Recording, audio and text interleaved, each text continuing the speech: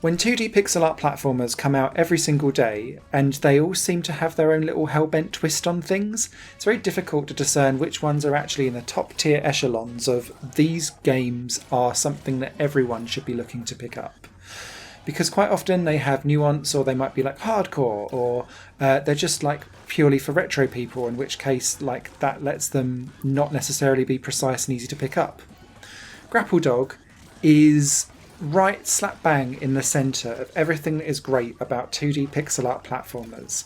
It has fantastic level design, the character handles and plays beautifully, I think it looks cute and has great style too, and it also has a difficulty curve that continues to challenge you over time, but lets you build up your skills in a really well designed difficulty curve.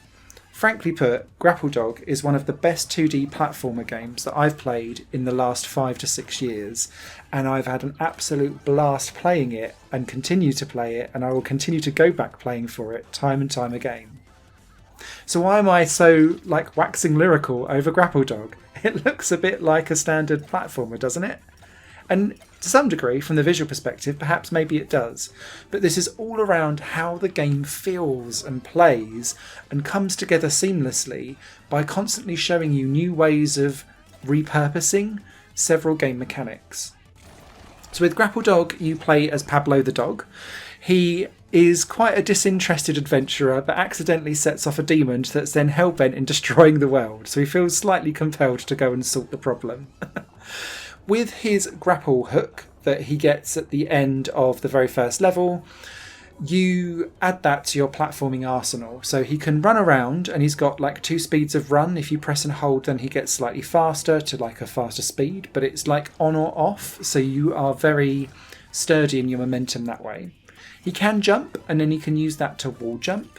He can also slide down walls, and you can choose to then do a fast or slow side with that. He can also swim. And then the jump turns into a boost button underwater, which is quite handy for timing-based challenges there. You've also got the ability to climb up on vines as well, and you've also got lots of cannons that you can kind of fire yourself out of. But fundamentally, levels are also built around this grapple hook. And what you find is that every 2 levels or so, this grapple hook and the way how all of those platforming elements are tweaked and slightly made more difficult or more challenging without forgetting all of the things that you've learnt before. So what Grapple Dog doesn't do is show you something for 2 levels and abandon it to never see it again. What it does is it then brings in new mechanics every 2 levels and incorporates it into the mix. So you might start off at the very beginning with the grapple hook, is that you shoot it upwards and then you kind of swing around, and it's momentum based, but it feels constant, predictable and secure with weight to it. So whenever you kind of fly off, depending on how long your grapple hook rope is and how fast you were going when you swung, depends on the trajectory and the speed of which you go to, and it feels proportionate to what you're doing, and it doesn't take you by surprise. And I can't say that enough about a grapple hook, because so many games get this wrong, and Grapple Dog gets it so right in my eyes. But initially, at the very beginning, it's just, oh, I need to be able to swing from one platform to another. Fine, that's all great. Then it will start to say, do you know what, you need to start to avoid spikes or cogs with spikes on. So you need to kind of zoop up and down and use that grapple hook to kind of maneuver yourself around stuff. Then it will be swinging around so that you can swing around onto the top of something. And that means that you need to get the momentum right and fling off at the right angle. And then it will start to chain those things together and introduce grapple balloons that when you flick up onto them, they explode. So you can't stay where you are. And that keeps you forever moving forward. And then it will chain it up with the swinging of platforms. Then it will be that it might be that these balloons start to move around, so you need to start timing your moves with that, and it might mean that you time it to a balloon hop, then it's a wall jump, but the wall jump has got like spikes or flames coming out at certain times, so you need to be able to kind of hop, skip, jump, and then like sausage roll and ta-da at the end. And it's the way how Grapple Dog effortlessly, through really excellent level design, lets this all combine together so that you really feel like you as Pablo are getting better and better and better and better at the game, because you're using everything you learnt before, but now it kind of feels like rhythmic gymnastics, and you just like hook on to like 6 balloons at a time, then you grab something above, swing yourself round onto the top of it, avoid the firing enemy, and like the spikes that might set off when you land on something, and keep going. And it just it gives you so much joy, and it rewards you time and time and time again for it.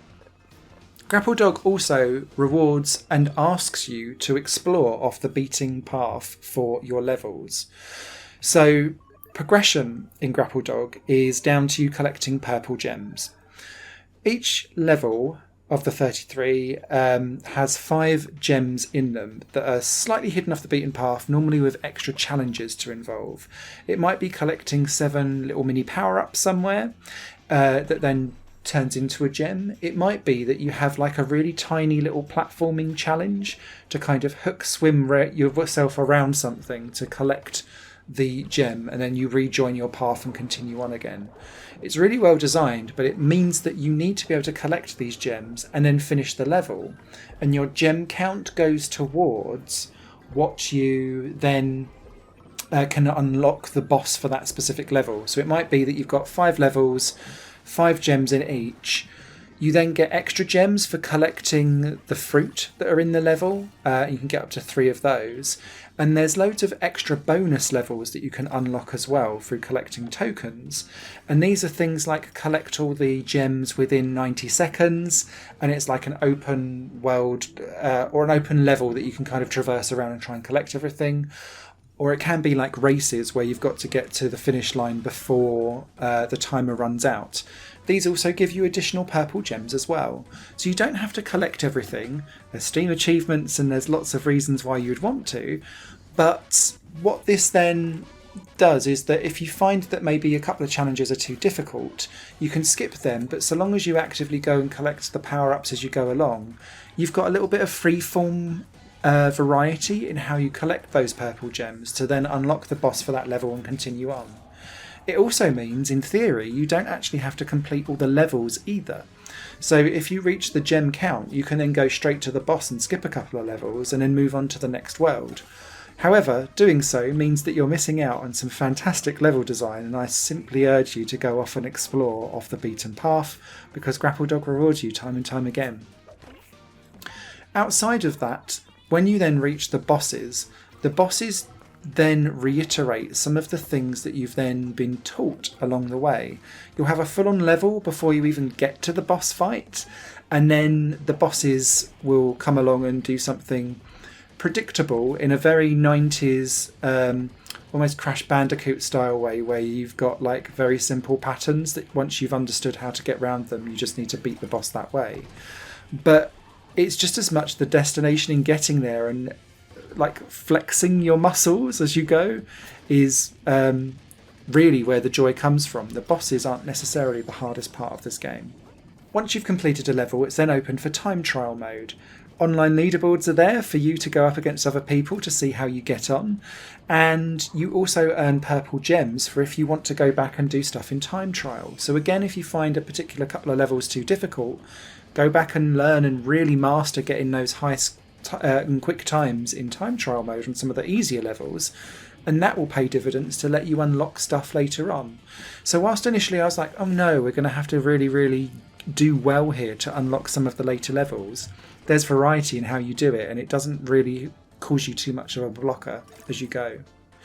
What I will say though is that the difficulty challenge or the difficulty curve is really perfectly balanced in a way that means that by the time you hit, or for me at least, by the time I was in World 3, which is all volcanic, I felt like I was in a real zen mode of being able to swing around, dive and jump off of things, smash dive on top of enemies, and really feel like I'd fully understood and mastered Pablo as a character and could take on challenges as and when they appeared in front of me, which was just as well because there was a couple of levels there with mechanical snakes that chase you around, and it was one of the very, very few things where I felt more panicked than joy.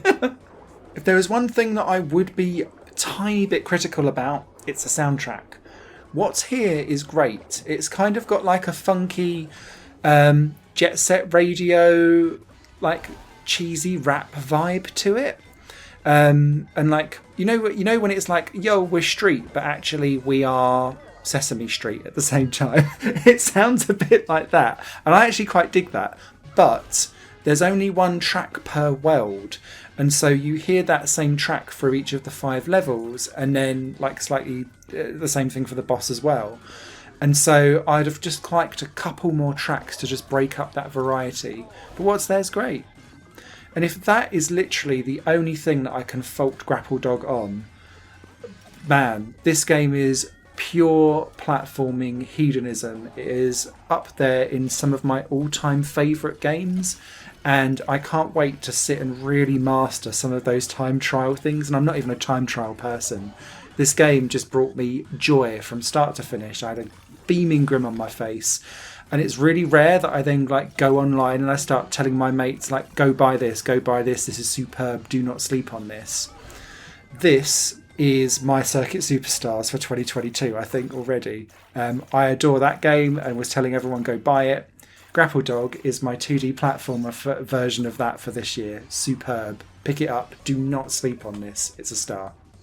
Written review will be over on higherplayinggames.com this weekend once I've calmed myself down. You guys take care, and if you've got any comments or questions about the game, please drop them down in the comments below because I'll be more than happy to answer them. Cheers. Higher Plane Games is part of the Higher Plane Network, a completely independent media outlet supported by people like you. The goal is to create the best possible content that cultivates a richer indie scene for games as well as music and entertainment.